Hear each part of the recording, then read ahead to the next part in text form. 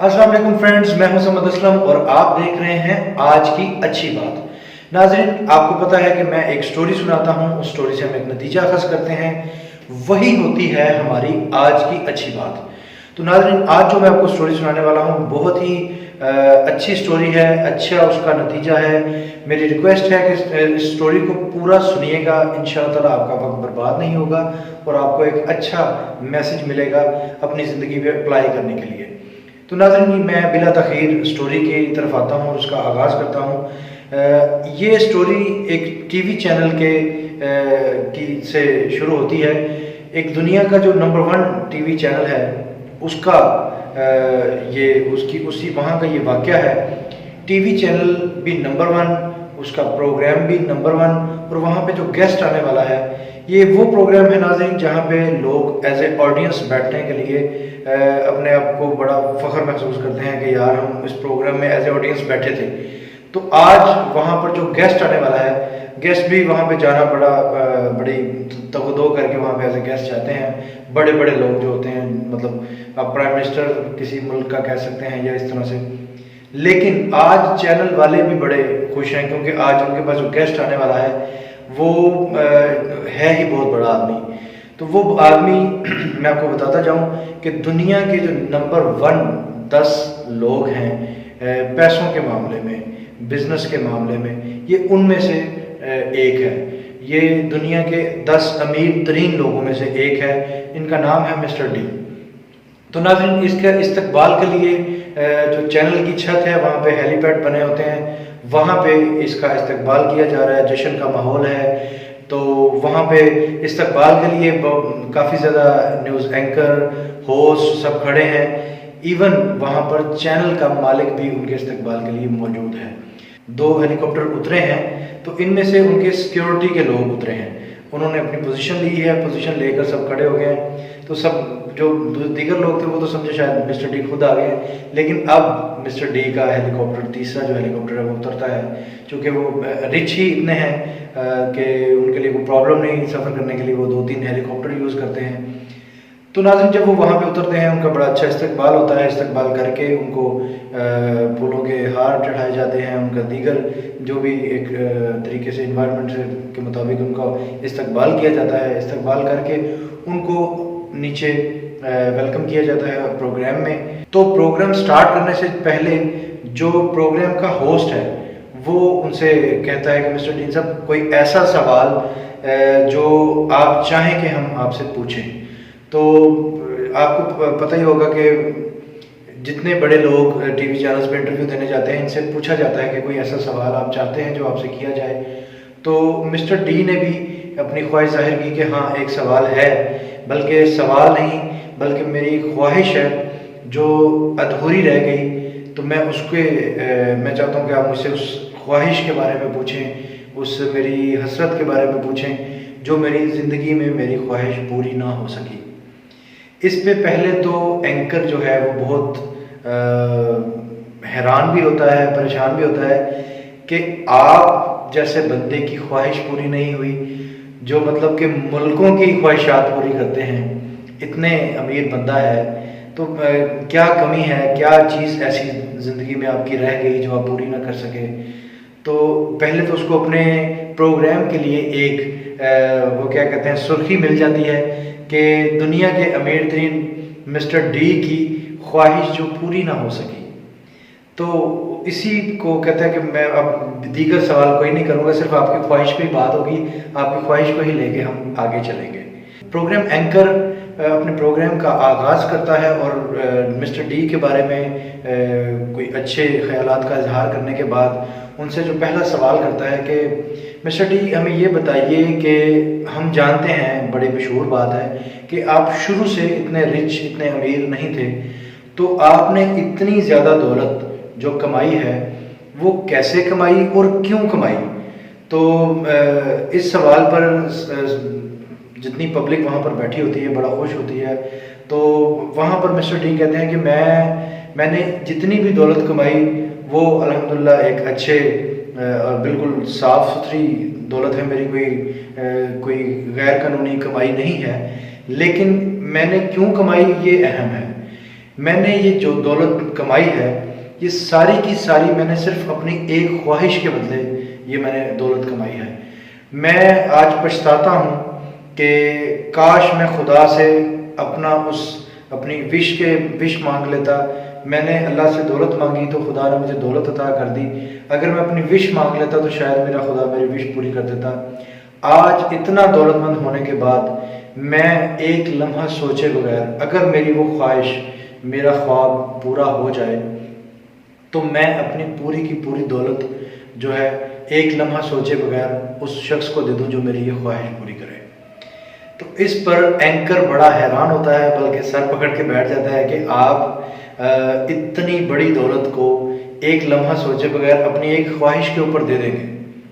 तो mister dean कहते हैं कि व्हाई नॉट, अगर कोई पूरा कर सके तो मैं ज़रूर दूंगा। तो एंकर कहता है कि ये ऑनर जा रहा है, मतलब आप जो कह रहे हैं जाहिर है आप बड़ा सोच समझ के कह रहे होंगे। तो क्या अगर कोई शख्स, कोई दुनिया में ऐसा इंसान जो आपकी वो ख्वाहिश अगर पूरी कर दे, तो क्या आप सचमुच उसको दौलत दे देंगे? तो इस पर मिस्टर डीन कहते हैं कि एक लम्हा सोचे बगैर, हाँ मुझे थोड़े से उसमें से पैसे चाहिए होंगे और कुछ चीज़ें चाहिए होंगी, मेरी जो ज़िंदगी में मेरी ज़रूरियात की चीज़ें हैं, उसके अलावा मैं सब कुछ दे दूंगा। और जो मुझे चाहिए वो मेरी दौलत का शायद 0.000% भी ना हो। एंकर पर्सन कहता है कि क्या आपकी जो विश है, जो आपकी ख्वाहिश है, जो आपका ख्वाब है, उसको हम जान सकते हैं? हमें हमारे साथ आप शेयर करेंगे या दुनिया के साथ आप शेयर करेंगे मेरे प्रोग्राम की वसादत से? तो मिस्टर डीन कहते हैं कि हाँ, मैं इसीलिए यहाँ पर हूँ और मैं ये जो है बात है आपके साथ शेयर करने के लिए यहाँ पर आया हूँ कि दौलत की इतनी अहमियत नहीं।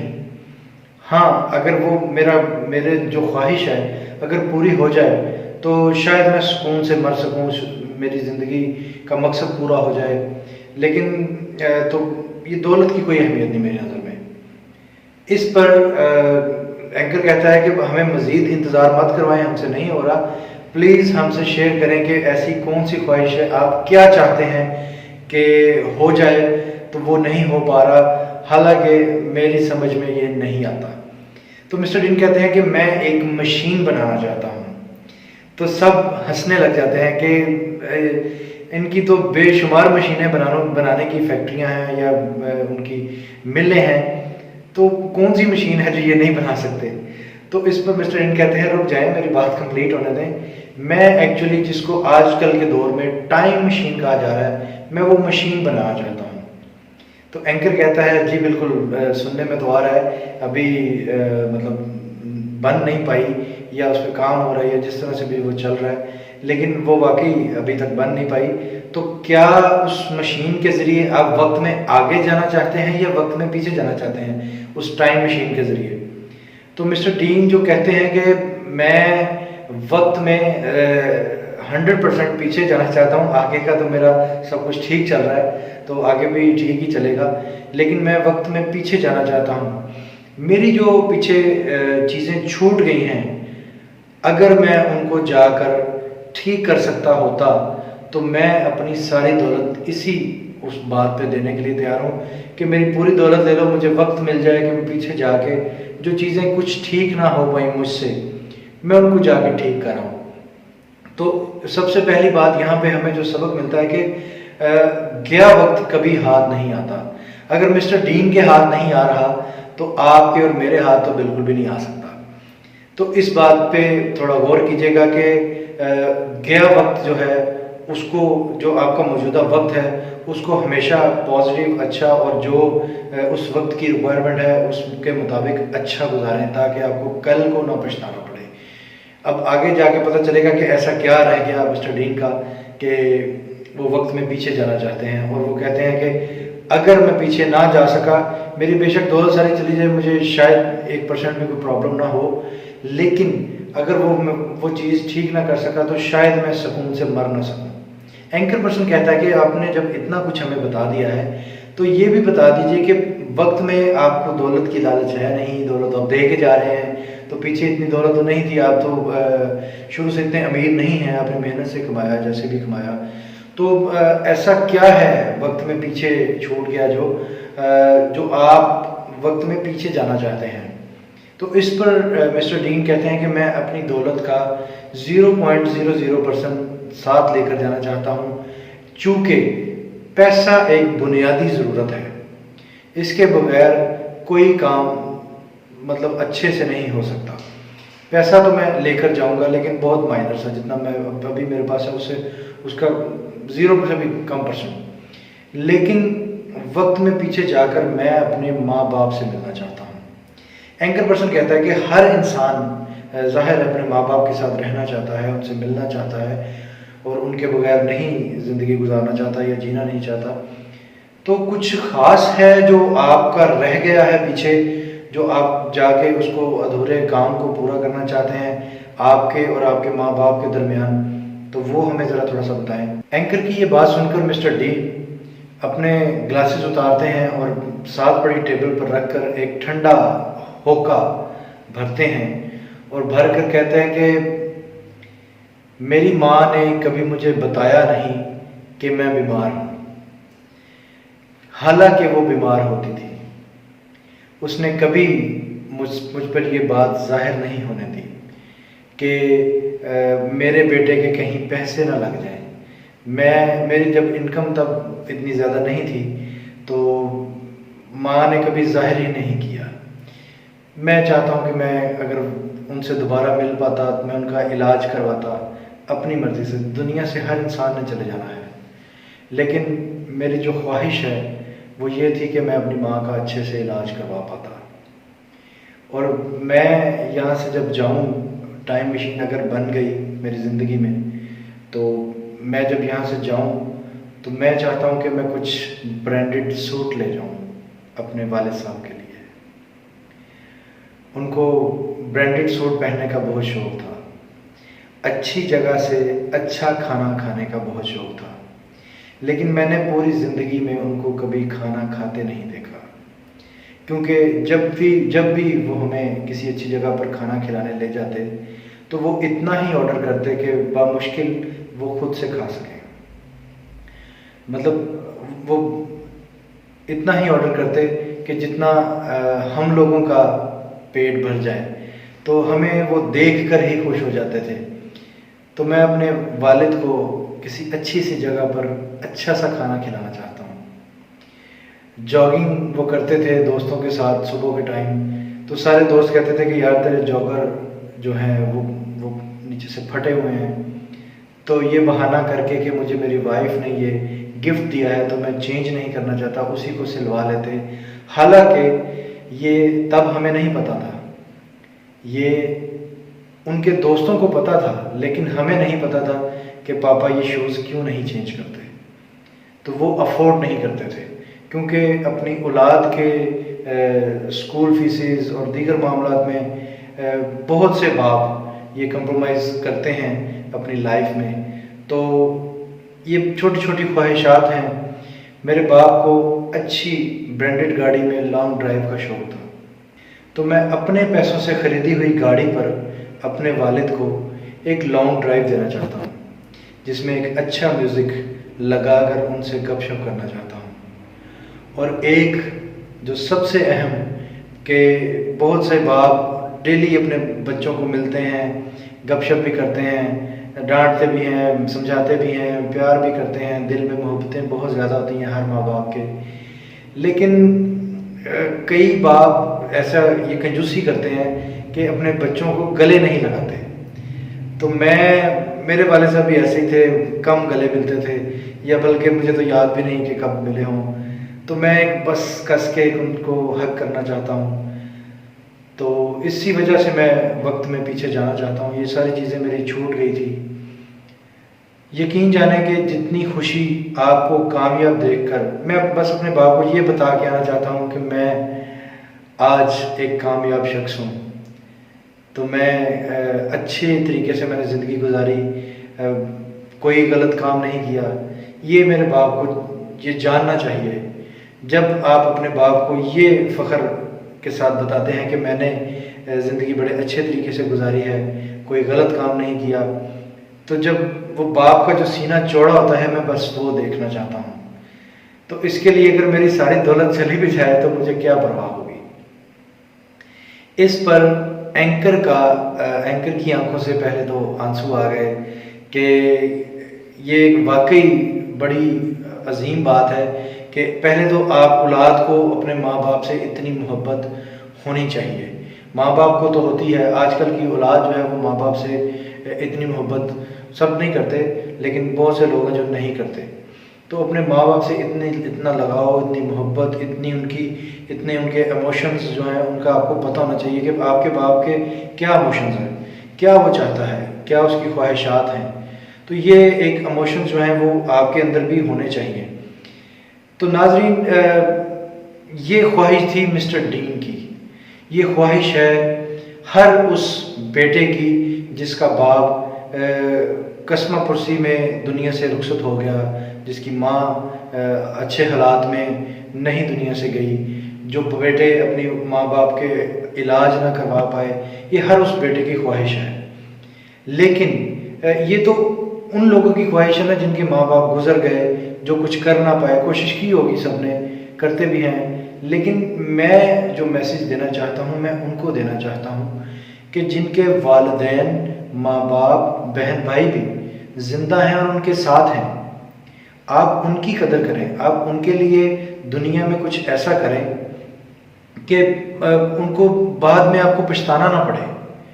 फिर जितनी ही दौलत क्यों ना आप कमा लें, ये आपके किसी काम नहीं आएगी अगर आपने अपने माँ बाप, बहन भाई और अपने अजीज़ो अकारब के लिए कुछ अच्छा ना किया हुआ। तो एक बड़ी मशहूर मिसाल है कि अब पछताए क्या होवत जब चिड़िया चुग गई खेत। नाज़रीन, जिनके माँ बाप दुनिया में से जा चुके हैं उनके लिए तो सिर्फ पछतावा है। और इस्लाम में हम दुआ भेज सकते हैं, कोई अच्छा अमल उनके लिए भेज सकते हैं उनकी आखिरत के लिए, तो लेकिन उनकी हम खिदमत नहीं कर सकते। ये सिर्फ उन्हीं को, ये वही लोग उनकी खिदमत कर सकते हैं जिनके माँ बाप ज़िंदा हैं। तो खुदारा जिनके माँ बाप ज़िंदा हैं उनकी कदर करें, उनके लिए जो पॉसिबल हो, मतलब बल्कि मैं ये कहूँगा कि आपकी हैसियत से जो बढ़कर अगर आप उनके लिए करें तो वो ज़्यादा बेहतर है। कुछ लोग कहते हैं जी नहीं मेरी इतनी हैसियत नहीं, मैं फिर परेशान हो जाऊँगा। अरे तुम कर जाओ, माँ बाप के लिए कर जाओ, नहीं परेशान होगे तुम, कुछ भी नहीं होगा। तुम माँ बाप के लिए जितना करोगे वो खुदा उससे आपको 4 गुना 10 गुना ज़्यादा ही देगा। तो इसलिए माँ बाप के लिए जब भी करो, बहन भाइयों के लिए जब भी करो, तो अपनी औकात से बढ़कर करो। मेरी ऑब्जर्वेशन के मुताबिक आपको कमी नहीं आएगी, क्योंकि अल्लाह ताला जो है वो खुश होते हैं जब आप अपने माँ बाप की खिदमत करते हैं, अपने बहन भाइयों की खिदमत करते हैं, अपने अजीज़ों कारब की करते हैं। तो कमी कहाँ से आएगी? सब कुछ तो खुदा के हाथ में है। तो आज की जो स्टोरी से हमने नतीजा अखज़ किया है वो मैं बता भी चुका हूँ, एक दफ़ा फिर रिपीट कर देता हूँ कि आप अपने माँ बाप की हर ख्वाहिश पर आमीन कहें, उनकी हर बात पे आमीन कहें। उनकी बात अगर बुरी भी लग जाए तो उसको बर्दाश्त कर लें, क्योंकि कल को जब वो नहीं होंगे तो तब पर उनकी कदर, उनकी कीमत, उनकी अहमियत का आपको तब अंदाज़ा होगा कि वो कितने अहम हैं आपकी ज़िंदगी में। क्योंकि आपको सब रिश्ते मिल जाते हैं, ये जो सगे रिश्ते होते हैं ना सिर्फ ये नहीं मिलते, इनकी कदर करें। तो आज का हमारा जो अच्छी बात है वो यही है कि हमने अपने माँ बाप की खिदमत करनी है। उनको सबसे पहले तो जब घर जाएं, तो जो भी मेरी वीडियो देख रहे हैं या अगर घर में हैं तो घर में हैं तो अभी मैं तो कहूँगा कि आप अपने बाप को गले लगाएं ज़ोर से कस के, तो यकीन करें आपको मज़ा आ जाएगा। और दूसरे नंबर पर अगर माँ बाप नहीं हैं तो वालदा को यही अमल कर सकते हैं, वालदा को हक करें, उनका माथा चूमें, उनको प्यार करें, और वो जो दुआएं आपको मिलेंगी वो प्योर होंगी। उन दुआओं जैसा आपको उसका नेमो बदल है ही कुछ नहीं। उनका उन दुआओं का असर आपको वक्त महीनों सालों में नहीं दिनों में नजर आना शुरू हो जाएगा। हर फायदे के लिए इंसान करता है। माँ बाप से जितनी देर तक वो आपके सामने जिंदा है उनसे दुआओं की शक्ल में ज़रूर फ़ायदा नहीं। हाँ, जिनके माँ बाप नहीं हैं उनके लिए दुआ करें। अब बात आ जाती है बहन भाइयों की। बहन भाई जो हैं, आप यकीन करें आप अपने या बड़े भाई को देखें तो आपको अपने बाप नज़र आएगा, आप अपनी बड़ी बहन को देखें आपको अपनी माँ नज़र आएगी, ठीक है। तो इनको भी आपने उनसे कम नहीं समझना, या इनकी कदर भी आपने उनसे कम नहीं करनी। कभी भी ज़िंदगी में मौका मिले आपको उनके उनके काम आने का, उनके लिए कुछ अच्छा करने का, तो बढ़ चढ़ कर करें। जो जैसे कि मैंने पहले भी कहा कि औकात से बढ़कर करें तो कोई कमी नहीं आएगी इंशाअल्लाह। इसी के साथ मेरा आज का ये एपिसोड थोड़ा लंबा भी हो गया, लेकिन ये थोड़ा सा ज़रूरी था इन चीज़ों को मेंशन करना। तो आप यकीनन मेरी इस वीडियो को लाइक भी करेंगे, शेयर भी करेंगे और दूसरों तक भी पहुंचाएंगे। यही था आज का हमारा पैगाम भी, और यही थी हमारी आज की अच्छी बात भी। तो इसके साथ ही मुझे समद असलम को दीजिए इजाज़त। तो अल्लाह हाफिज़।